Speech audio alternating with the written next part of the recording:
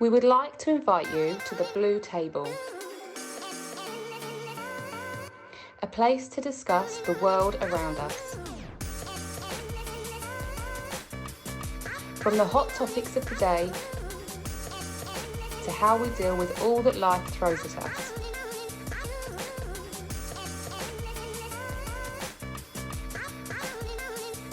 With experts and professionals joining us to help guide us along the way. We will explore all things from mental health, sexual identity, culture and race, and so much more. So, pull up a chair and join us for the Blue Table Talks. On today's Blue Table Talk, we are joined by Vicky and Carmela from Spectacular Arts. We are talking about Black History Month, racism, white privilege, their personal experiences, and the exciting community inclusion projects they have planned. I think I met you at the Street Art Festival, wasn't it, the first time? That's right. And we helped on that and volunteered. Mhm. What did you think to that event?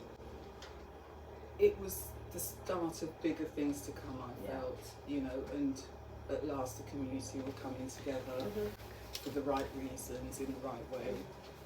Yeah. And it was positive. It was really positive.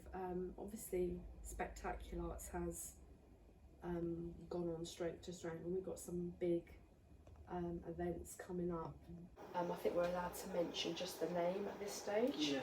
So we have events called ICU. It's going to be in two parts, isn't it? Yes. Do you want to sort of talk about that a little bit? Okay.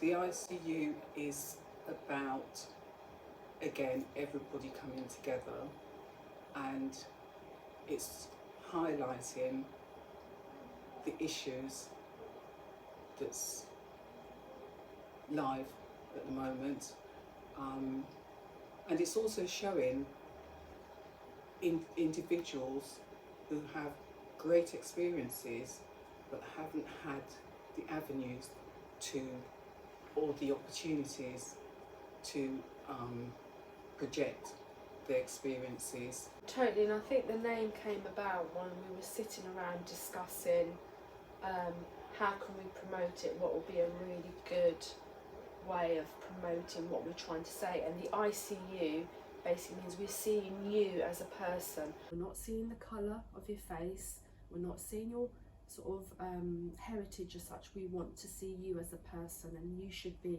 acknowledged for your own achievements on that basis, no other. Be it art, singing, dancing, and also it's educational, which is really needed in this time. And I think we're bang on trend with this ICU because this being Black History Month, I'm trying to watch everything or a lot of the information that's on TV. And one thing I have noticed, a lot of the educational programs are on after the watershed, late at night. And whilst I'm watching these programs, I'm thinking, well, the Black History Month has been going for a long time. And with all the media, why haven't we got this particular program at mainstream times? Yeah, I think what this year's Black History Month celebration and the individual campaign is proud to be, and that really ties into that ICU stuff. It's about how individuals are writing their own history and communities are writing their own history, and how that is recorded and celebrated and acknowledged. So I think this year's theme hopefully will engage with our students and young people, because it's not just about historic figures, it's also about the here and now and what as a society that is happening and how that's being recorded and celebrated. So that sounds really exciting, like it ties in a little bit with that. One typical example is yesterday on the news, I watch a lot of the London news because you get, sadly, you get more information about communities. And there was a programme about a group of young black boys, who, as we know in the media, they get a bad press. In the pandemic, they were going out, taking food out to people and so on and so forth. That's just a section of society that's seeing that 5-minute clip. Yeah. Whereas, to me, it should be on the mainstream news rather than a celebrity getting a part in a new film or something, you know. So I think it goes back to it not being newsworthy almost. But those little acts, those little things that happen, which are happening a lot in society, but overlooked, are what we need to be seeing, and to get rid of the narrative, the constant narrative. That unfortunately, if we take the example of black teenage boys, that they have, you know, they're often considered to be troublemakers, into drugs, you know, low education, but there are reasons behind that which we well know. Lack of opportunities, and let's be honest, there is that systematic racism that does exist, you know, that prejudice against them, and it's just trying to turn things around to give them the opportunity, equal opportunities in this day and age in 2020 really, 2021 even. It's 21. So I've got a question. Yes. What is the difference between racism and kind of institutionalised or systemic or institutionalised racism? Is there a difference between that in your eyes, would you say? Or is it all the same thing? Do you want to go with that, Vicky, first? Racism is racism per se. However, if there is such a thing, general racism is, for example, one experience as a young mother carrying shop in both hands and walking behind somebody. They could hear my footsteps. It was an elderly lady. She looked behind me and then she grabbed her back. So here we go. Yeah. Had I been white, wearing a suit, still hearing the footsteps, wouldn't have been a problem. And this is a constant, everyday thing. Institutional racism, it's a preconceived idea of the person who's going to walk into, for example, an interview. Got dreadlocks, wearing a tracksuit, which is not how you should go to an interview. However, that's the person's personality, depending what the job is.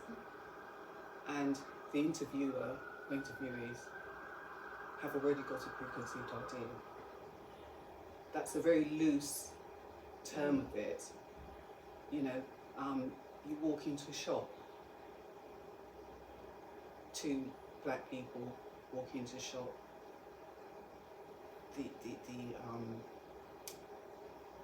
The people working in the shop would automatically zone in on those 2 black people. Whereas there's possibly a lot of other people who are possibly shoplifting, but it's the colour of the skin that people in those positions see before the actual person. And also you have institutionalised racism in the workplace. You know, I could give you so many examples. I mean, we all know that unfortunately institutionalised racism is embedded still in society, companies, and to a certain degree even education, let's be honest. And I feel that's the biggest focus for us as an organisation in Spectacular, is the education part, which we need to really turn around. I think people are starting to realise the importance of this and putting in more positive role models for sort of black students. Hence why even myself here at college, I've been sort of discussing who are our black role models. Do we have anybody in, let's say, the higher levels that our students can aspire to? Are there teachers that they can aspire to? So having those role models is quite important. The institutionalised racism, for example, with just terrible situation we've had recently with the officer who I won't name and the young lady. He came under the radar in 2015. My thoughts are, had this been a black police officer who had exposed himself, 5, 6 years on, that black police officer wouldn't have been in the force to have carried out what then happened. So is that white privilege? Following the whole case, I feel it is, because only days before this officer had exposed himself again.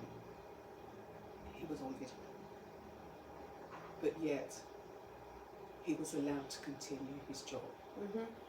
So it was almost like a ticking off, don't do it again. Was he ticked off? We don't know. You know, to me, that is white privilege, because again, had it been a black officer, he would have been put on desk duties, and there would have been Investigations. Mm. So unfortunately that disparity is still there, Yes. even in this day and age. As much as we have the Equality Act of 2010, and it's something we at college talk to our students a lot about, say when you sort of progress after college into an environment such as employment, obviously you have rights, but we're telling them that, but do they actually have those rights in certain situations? I believe even before college, everyone has rights. Again, in my experience, as a 15-year-old, we had the careers officer at the school. What would you like to do? I'd like to be a teacher. And she told me there are lots of factory jobs in Luton Town Centre. And I'm going back over 40 years, and still it happens today. It's also society's expectations of what people of colour can achieve. Yeah. And this is why we go back to the role models, having those positive role models. I know the media has been quite good promoting people of colour from different backgrounds and giving younger generations the aspirations that they can achieve whatever they want. However, they have more hurdles. Yes. They have bigger barriers to break through. As much as these people are in these positions and probably advocating and supporting younger generations, they still have to get through the different levels. Whereas, again, we go back to students that are white, or the younger generation that are white, there is that white privilege automatically. I think a very good example I've recently watched on social media was an exercise where in a school, it was a PE lesson. I think I sent it to you. I've seen this one, yeah. So it's basically they're in a lesson, they get them to line up on the starting line, and the teacher says, right, we're going to do a little exercise today, we're going to have different starting points. So a series of questions is asked regarding their heritage. So do you come from a black background, for example? If you do take a step back, have you ever had any racism against you? If you haven't, step forward. So by the end of the exercise, the divide was quite clear. It was a very excellent example of white privilege. And you had students at the school that were right at the back, and they were being asked, how do you feel? And they were saying it's not fair. And they clocked, because they were quite younger students, they clocked, this is because of my colour. Still, you fall down, the black young people fall down, Yeah. even if they get to the starting point, because once they get to the front, they have to work twice as hard. Yeah. They have to mind their P's and Q's, because every little thing is picked up. If a black person feels there's things have not been right, or they've been accused of something, they will stick up for themselves. But if a young black or white young man has been accused of something, the black boy will stick up for himself, the white boy will stick up for himself, but yet the black boy will be seen as having a chip on the shoulder. Unfortunately, I mean, there's so many instances if we go back through history of, you know, being in the wrong place at the wrong time. I mean, I can't remember the name. You know, those black young boys that were in the park and were accused of raping a young girl, which was a total lie. Eventually, they went to prison. What was it called? It was a film. Was it something six? Yeah, it's like six, Six, seven. I yeah. can't remember off the top of my head. And it then transpired many years later, after some of them had been in prison for a long time, and ended up having like mental health issues because of that. Their lives collapsed, their families. It was actually a white boy that had committed the act, that had cried wolf and said to the police, and automatically, that's just one of hundreds of examples. I spoke to a group of students about white privilege and what it means, and the group was a mixed group. There was lots of different students, and some of the white students really struggled to understand the concept of white privilege because they have had it all their life, and they don't see it as a thing, because to them it isn't a thing. To them it is their life.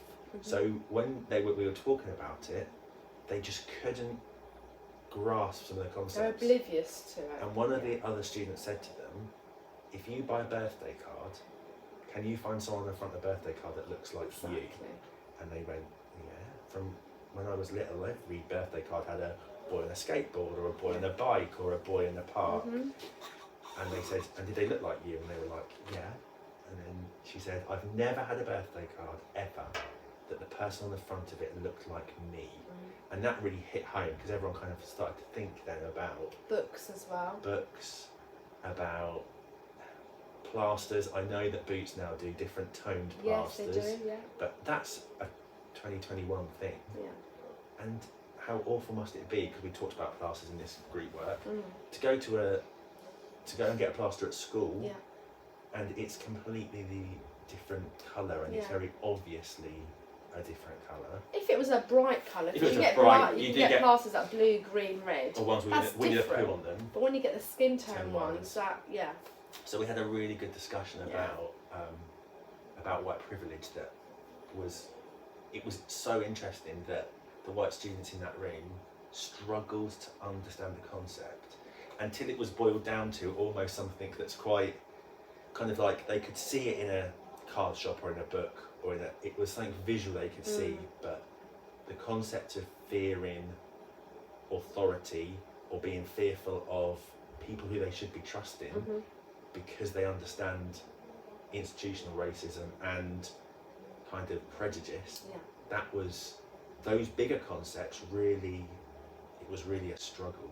You could argue with that exercise, white privilege is so ingrained that we don't, those white boys or white students didn't have to think about it. No, they didn't. Yeah. And that And was that's the exact problem point. That in was the itself. exact point Yes. of that exercise. Was it was so ingrained? Why would they? Why have I got to think about this? It's not my problem almost. I think in general, companies like advertising companies and marketing have jumped on the bandwagon. We see a lot of adverts now with like what I call blended families. You have the token, almost different mix of society actors playing the parts, which is great in itself. It is a great promotion because that is society. We are a blended society, we are a mixed society. But I often think companies, to raise their profile, will use these marketing ploys to give themselves kudos, and be seen to be non-racist, as it were. And also, they're thinking it from a bottom line. If they can sell their Money. products and money, and they're advertising themselves as being like this mixed society, then And you could expand that, because is it a mixed society? Because of Floyd and Black Lives Matter, we now see more black faces on TV, on adverts and so on. But you could even deep further and say, well, what about the Chinese race? What about Asians, the Polish race? yeah. What about the Asians? Yeah, It's not just black exactly. and white. It's a human race thing. But because this Black Lives Matter has come about, we all of a sudden we're seeing a lot more black. I think there's been a backlash to the BLM movement in the sense that there was a lot of criticism. Well, it's not just Black Lives Matter, it's, you know, white lives. I think people misinterpreted that, and the reason why it was such a focal point was because at that point in time, in history, the true, let's put it, how can I put it, what was actually happening on a daily basis was brought to the forefront in what we saw with the Lloyd case, the George, I always get it, is it Floyd, I always get Lloyd and Floyd. So yeah, I think that brought it to sort of prominence, and people started to realise they experience this on a daily basis. You could look at Facebook at any time. I don't watch those videos, but because I know what happens. You've seen one, you've seen them all. You know, in Britain, especially in London, a white officer will stop a young black boy on a bike. The automatic thing is, because he's got a hoodie on, he's got tracksuit on, that bike is stolen. Or he's carrying drugs, Or he's carrying yeah, drugs. that preconception. There was the video I saw, this was this was in London. There was a black boy and a white boy, they're friends. They were at a shopping area. About 4 or 5 police officers stopped them, but then went on to search the black boy. Yeah. And the white boy was standing there. The black boy was handcuffed, he was searched, and so on and so forth. His white friend actually started videoing and asked, well, why haven't you done that to me? He wasn't handcuffed. I could not comprehend.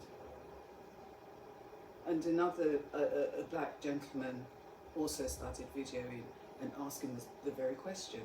Why What have you, grounds, yeah? what grounds, Yeah. and why have you handcuffed the black boy, yet his friend is standing there, you haven't questioned him, you haven't handcuffed him, you haven't searched him. To me, that says it all. I think, for me, it's sad also hearing stories of, say, black fathers that when their sons get to a certain age, having to have the discussion with them that you may possibly be stopped and searched in the streets. And for that young child to have the realisation at that point that they're different. They don't almost have the same rights as their peers, who are, up until then they've been playing quite happily together. There isn't that race thing amongst them, especially at primary level. Children don't have those concepts. Everybody is accepting of everybody else, but then unfortunately life and nurture from their different backgrounds will dictate their thought process, their actions, their behaviours, and that realisation that one day you might be stopped and searched. This is how you should react.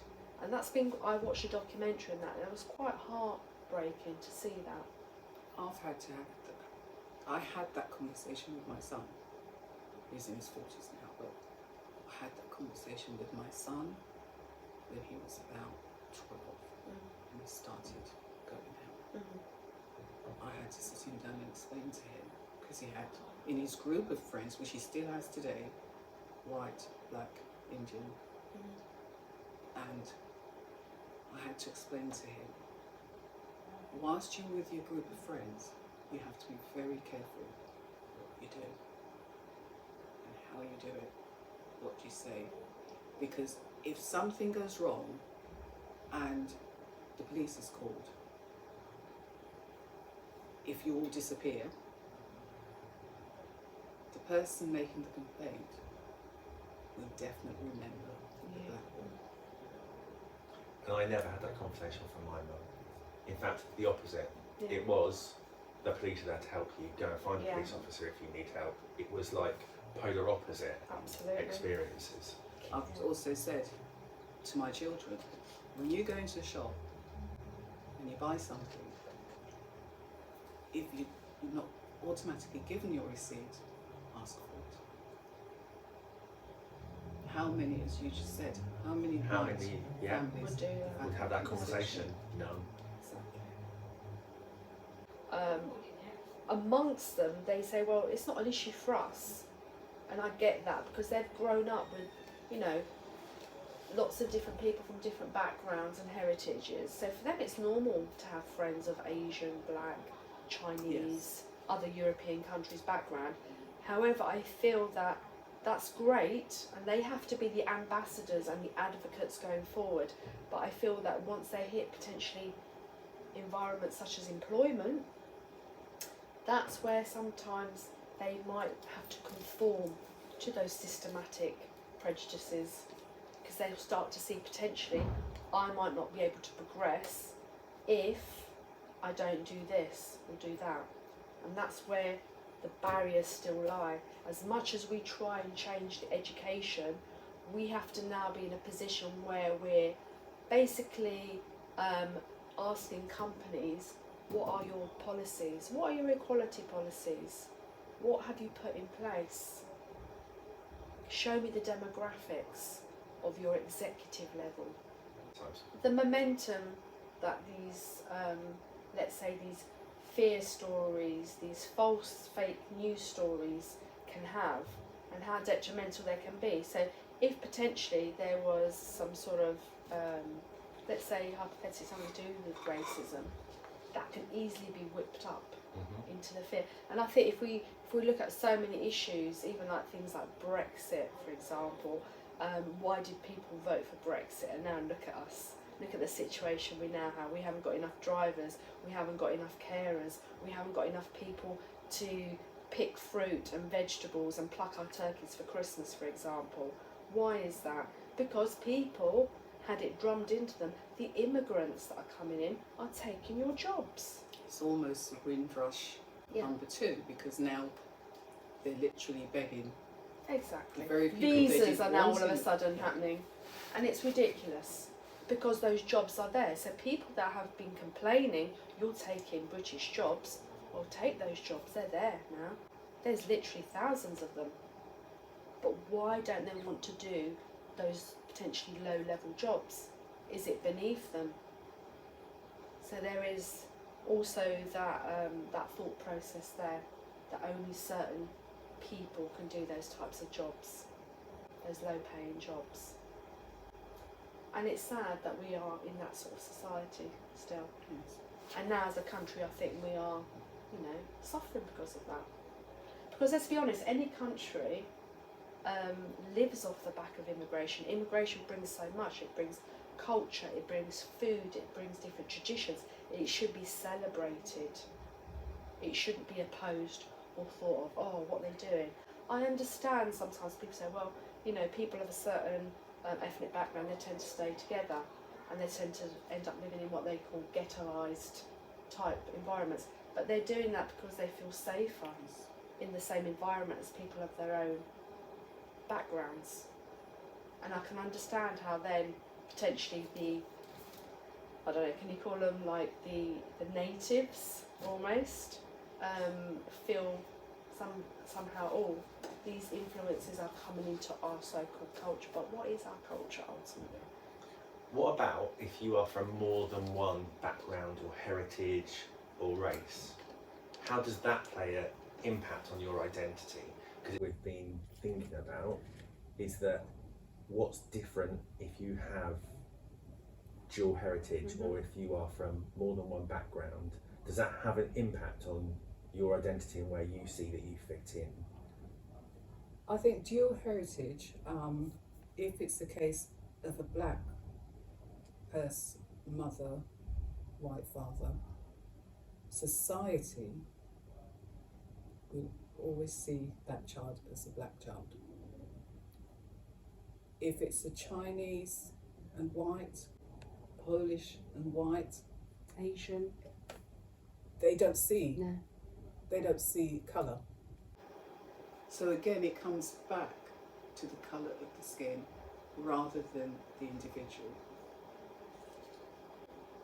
I mean, I know I've got a friend of mine, you know Michelle, she's actually from a mixed heritage herself, and she just felt that they were in limbo.